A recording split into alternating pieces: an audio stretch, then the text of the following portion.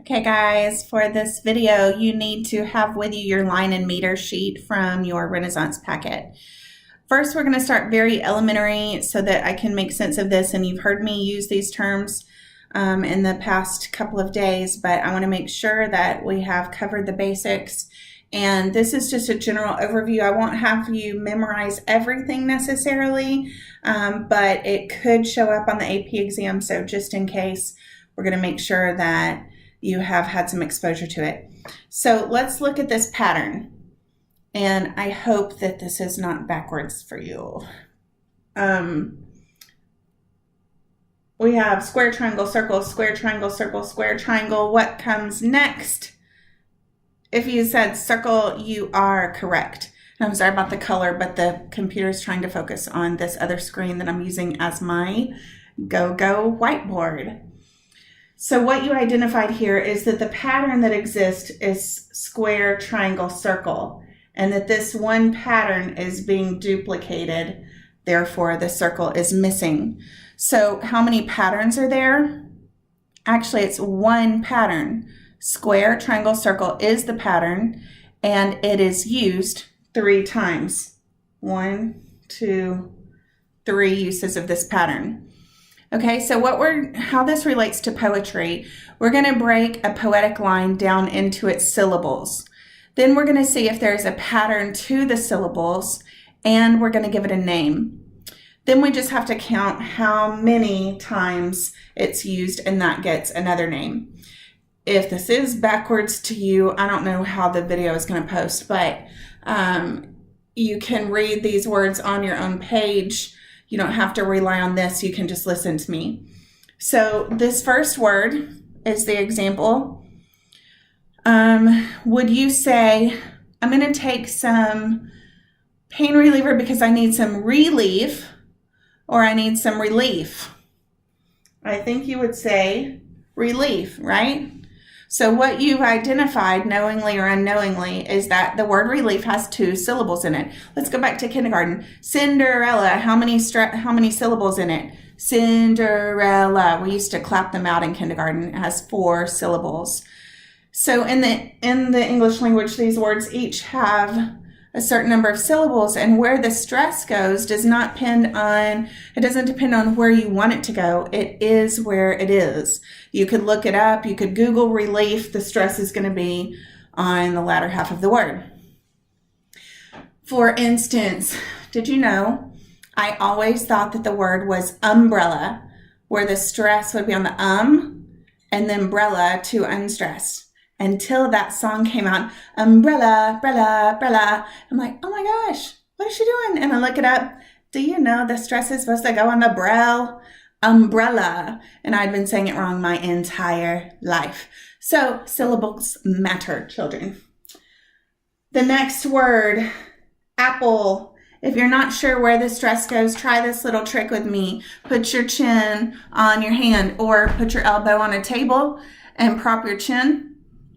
Apple, apple, where you feel some resistance on your wrist, apple, or your hand drops, your voice goes slightly louder and higher, that's where your stress is. Apple, not a pool. Stress, unstress. I'm using a straight line to represent the stress and a little UE for unstressed. Next word. Hey, will you introduce me to your friend? Will you introduce me to your friend? Introduce me to your friend. Which is it? Stress on the in, on the tro, or on the deuce? Introduce me. Unstress, unstress, stress. And the last one. If you're in Paulding County, you might say that this word has only 2 syllables, broccoli, but really it has 3, broccoli. Although we don't always say it so definitively as that. Broccoli, broccoli. There's 3 syllables in there. The question is, where does the stress go?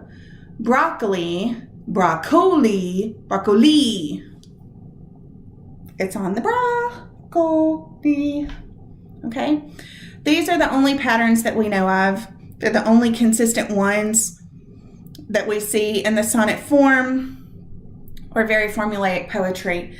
So some person decided that these different patterns should have a name, the same as if circle, circle, square had a name for that particular pattern. Let's say if we called this the Blandisman. Okay, I don't know why that name, but that's what it means.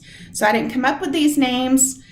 If I had, I think I would have had them follow this exact same form just so they're easier to remember, but they didn't do that.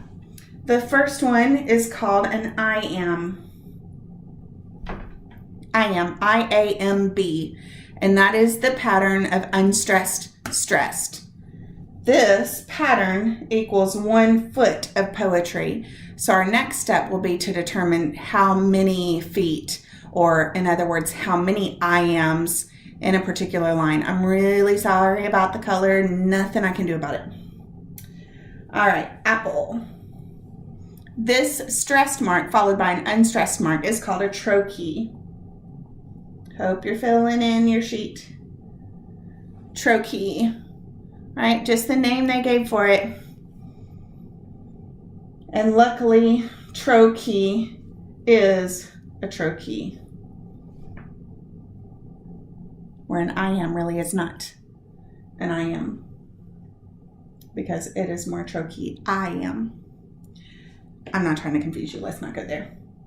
All right, this introduced pattern that is the 2 unstressed syllables followed by the stressed syllables is called an anapest.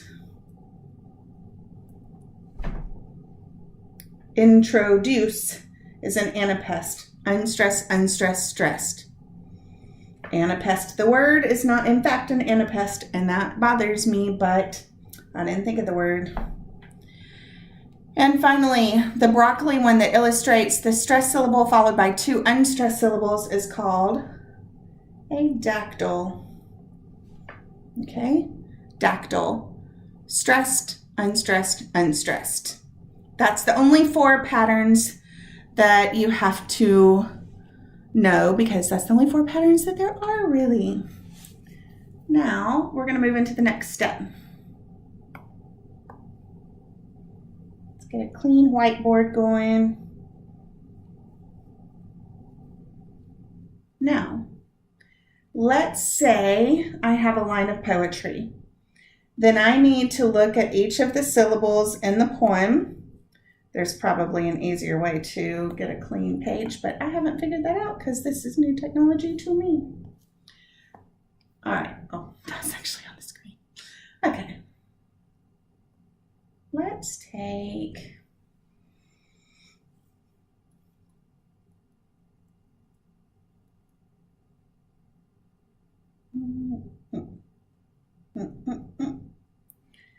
Let's take... Actually, I'll go in order to spare you a little bit. Since in Annette, I seek to hold the wind. Now this is all one line of poetry, but I've run out of space when I'm writing this large. Don't worry about that. There are no multisyllabic words that have to be stressed. So I'm going to have to look at the more important words. And I feel like wind would be important, hold, seek, and net over in, to, and the. So I'm going to see if a pattern is already starting to emerge. How did that get down there? Okay. Wind, if it got a stress, let me change colors. If wind gets a stress, then this one would get an unstressed. Hold gets a stress, unstress. Stress, unstress. Stress, it doesn't matter if I'm working forwards or backwards, it's not going to change which syllables get stressed. So I just need to keep working backwards. So I end up with, since in Annette I seek to hold the wind. Okay, the pattern then is stressed followed by unstressed. And we call that an iamb. But to create the whole term, I need to make this an adjective. So we're going to add an IC to the end to make that noun an adjective. Iamb becomes iambic. Now, The last part of this is I need to count how many iambs are in the line. We know one iamb is a pattern. The pattern is stressed, unstressed. So I need to know how many times that happens in this line. 1, 2, 3, 4, 5. 5 iambs. Let's move to the part of your sheet where it says how many feet per line. Very, very easy to remember. Diameter is 2 feet per line. So if there were only 2 iambs, 2 anapests, 2 dactyls, or 2 trochees, it's called dimeter. Okay, meter is what goes in that last line. Did I tell you the others already? On the line and meter page, the very first line is rhythm, RHYTHM. The next line is feet, FEET. Then certainly you noticed iambic, trochaic, anapestic, and dactylic, or iamb, trochee, anapest, and dactyl. And then meter, the units used to measure line length. So dimeter is 2. Trimeter, like tricycle, is 3. Tetrameter is 4. And you may pronounce that tetrameter or tetrameter. Either is fine. Penta, like pentagon, is pentameter, 5 feet. The famous Shakespearean one. And hexameter is 6. So let's say you had 6 anapest in a line. That would be anapestic hexameter. That would be 18 syllables in a line because you would have 3 syllables making up the anapest and then use 6 times in a line. 18 syllables is a long line of poetry. That's why it doesn't go up any further than hexameter, because then you're just writing prose. All right, so let's look at the examples at the bottom of the page. Best of all, victory. A single line of poetry.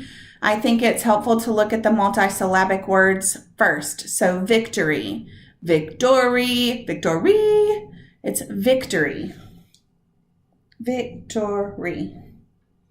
And then I can see if that matches the first half, each syllable getting either stressed or unstressed. Best of all, victory. So the pattern is the stressed, unstressed, unstressed, stressed, unstressed, unstressed, which is a dactyl. Make it an adjective, it's dactylic. How many dactyls are in the line? 1, 2. So this one would be called dactylic dimeter. If you want, pause it here and try the next 3 on your own, and then you can compare answers.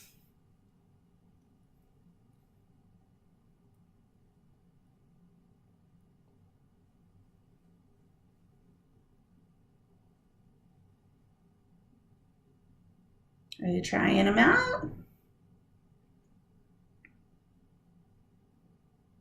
If we were in class, I would be walking around to see if you came up with the right answers, because you cannot rely on anybody else to do this for you. On the AP exam, on the assessments of any kind, you must know how to do this, okay? So I'm going to write it out just so it's easy for you to see what I'm doing here.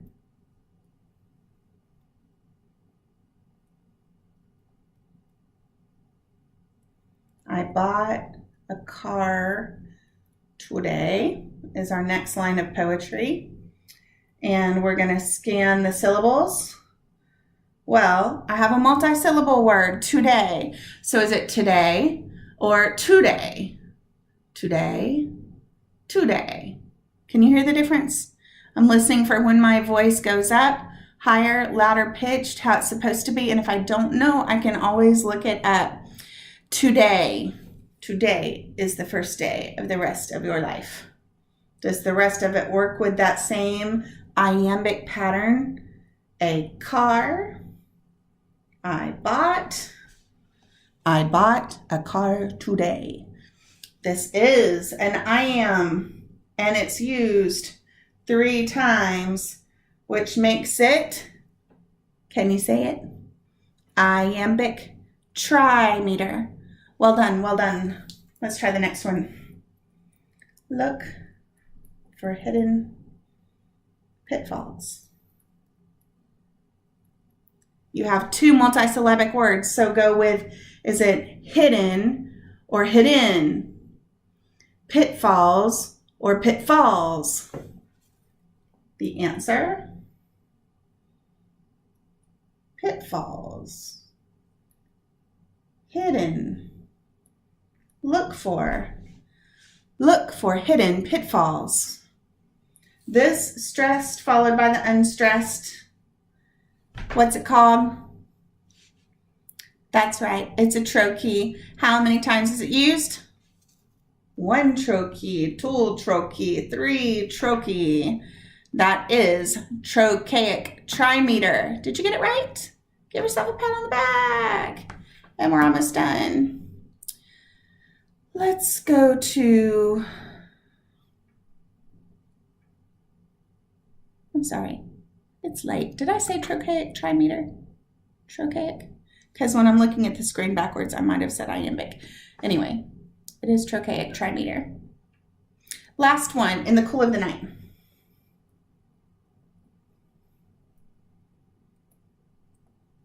You have all 1-syllable words. So how do we determine which gets the stress? Well, you tell me. Of, the, in? I don't think so. Night and cool for sure, right?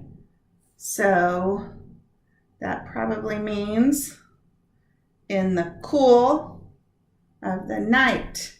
Stress is only on cool and night, and that is one of our patterns. Unstressed, unstressed, stress. Which one is that? Anapest. How many anapests are in this line? 2. If you said anapestic dimeter, you are correct. Well done. Okay, guys. At this point, I need you to turn the sheet over to Thoughts in a Garden by Andrew Marvell. And I want to show you how to put it all together. We've looked at individual syllables. We've looked at whole words. We've looked at whole lines of poetry. Now we need to look at a whole poem. Thoughts in a Garden gives you a whole poem, and I would ask you to scan it, meaning tell me the metrical pattern, both the feet and the meter of this poem.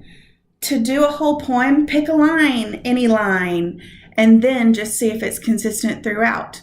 For instance, Emily Dickinson loves the iambic pattern, but she likes to alternate, infamously so. She likes to alternate between tetrameter and trimeter. So you have 4 beats, 3 beats, 4 beats, 3 beats. So her poetry sounds like da-da, da-da, da-da, da-da, that's 4, da-da, da-da, da-da, that's 3. And then it repeats. So you're going to pick a line like, let's go with the first one. How vainly men themselves amaze. Mark out your syllables. Vainly, themselves, amaze. You have multisyllabic words. So those you don't get to pick. They are what they are. Is it vainly or vainly? Themselves or themselves? Amaze or amaze? How vainly men themselves amaze. Do you hear what I hear? It is that iambic again, which is the most popular answer always. How vainly men themselves amaze. So how gets an unstressed, vain stressed, lee unstressed, men stressed, them unstressed, selves stressed, unstressed, maze stressed. How vainly men themselves amaze. Let's check it with line 2. To win the palm, the oak, or bays. That one's even easier than the last one. I want to emphasize win, palm, oak, bays, not to the, and or. Okay? To win the palm or oak or bays. 4 stressed beats. So it's an unstressed followed by a stressed. So if you know it's iambic, you know there are 4 beats per line. Without even looking at the rest of the poem, I'm going to call it iambic tetrameter, which is what Passionate Shepherd to His Love was written in. So this should sound really familiar to you. Now, I have started looking through the poems that you've already submitted online, and I just have to advise you to kind of go back at it now and see if yours is consistent like this is. Even at the very end of the poem, to weave the garlands of repose. Okay. Sure, there are a few syllables in there that are off here and there, but the whole of it is really consistent. So that concludes your little lesson on iambic pentameter and the other types of feet and meter. For the Shakespearean sonnet Venn diagram, comparing it to the Petrarchan sonnet, I am going to post the correct answers on It's Learning. That is something else you should have. Did you do that on your own already? I think I did tell you to do the Venn diagram yesterday. I'll go back and check It's Learning. Regardless, you need to check your answers against mine. In your journals, I will not accept a printout of mine. I need you to hand copy it in there. Everything is in your book that you would have copied down for the compare and contrast. The only thing I don't think it mentions specifically that I'll note is in the Petrarchan or Italian sonnet, the Italians call the shift the volta, V-O-L-T-A. And you'll see that on my answers, but I just wanted to make sure you knew what that was. It's the Italian word for shift. All right, if you guys need any help with sonnet forms, shoot me a text or an email or an It's Learning message or something. I'll be checking periodically over the weekend. All assignments and due dates will be posted on It's Learning as well. That's it. I think we're all caught up. Vocab quiz next class. Bye, guys.